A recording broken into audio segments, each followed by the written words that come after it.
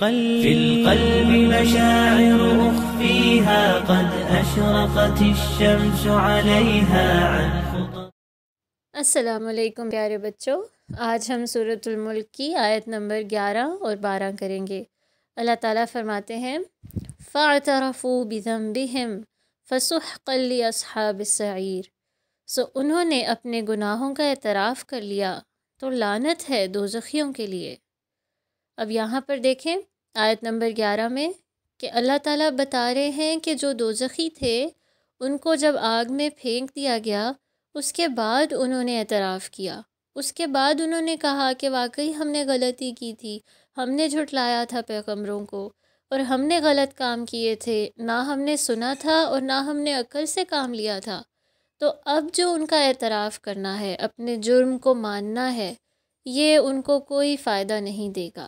وہاں پر کہ جب ان کو سزا سنا دی گئی ہے اور ان کو آگ میں ڈال دیا گیا ہے، دنیا جو ہے وہ ختم ہو گئی ہے، اب آخرت کا معاملہ شروع ہو گیا ہے۔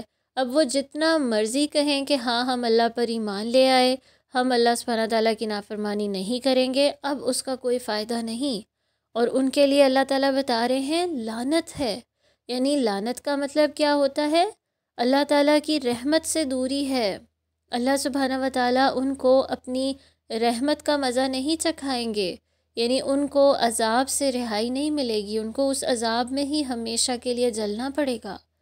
تو یہ دیکھیں کہ کتنی بڑی بات ہے، کتنا بڑا عذاب ہے۔ تو اس کا مطلب یہ ہوتا ہے کہ اس دنیا میں جب انسان کے پاس وقت ہو، جب صحت ہو، جب مال ہو، جب اس کے پاس نعمتیں ہوں، یہاں پر اس دنیا میں ایسے کام کر جانے چاہیے ہیں جو اللہ تعالیٰ کو راضی کرنے والے ہیں، اللہ تعالیٰ کی پسند کے ہیں، اللہ کو ناراض کر کے نہیں جانا۔ کیونکہ یہاں پر اگر اس وقت کو استعمال نہ کیا، اللہ سبحانہ تعالیٰ کی ناراضگی کے کام کیے، تو پھر انسان کے لیے ہمیشہ کا نقصان ہے، اور وہ جو نقصان ہے اس سے اللہ تعالیٰ ہمیں بچانا چاہتے ہیں۔ اسی لیے پہلے سے ہی ہمارے سامنے ایک نقشہ اللہ تعالیٰ نے کھینچ دیا دوزخ کا اور دوزخ کے لوگوں کا۔ آگے اللہ تعالیٰ کہتے ہیں ان الذین یخشون ربہم بالغیب لہم مغفرۃ واجر کبیر۔ بے شک جو لوگ بنا دیکھے اپنے رب سے ڈرتے ہیں ان کے لیے بخشش اور بڑا اجر ہے۔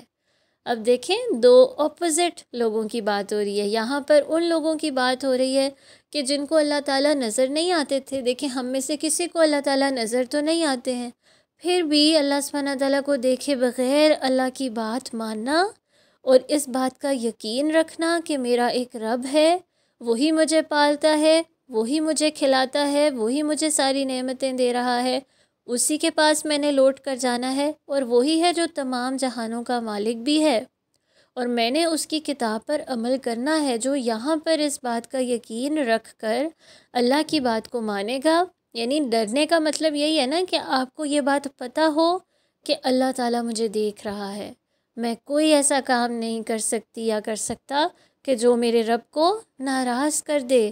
تو اس ڈر میں پھر آپ ہر اچھا کام کرنے کی کوشش کرتے ہو، گناہ سے بچنے کی کوشش کرتے ہو، تو آپ کو اس کا ریوارڈ کیا ملتا ہے؟ مغفرت مل جاتی ہے۔ مغفرت سے بڑھ کے کوئی نعمت نہیں ہوتی کہ انسان کے سارے گناہ معاف کر دیے جائیں۔ جو اس نے گناہ کیے تھے اللہ تعالیٰ اس پر اس کو سزا ہی نہ دے، وہ معافی مل جانا، اور وَأَجْرٌ کبیر، بہت بڑا اجر۔ جب اللہ تعالیٰ خود جو اتنے بڑے ہیں وہ کسی اجر کو بڑا کہہ دیں، اس کا مطلب ہے کہ اس سے زیادہ بڑی چیز، اس سے زیادہ پیاری چیز کوئی نہیں ہوتی۔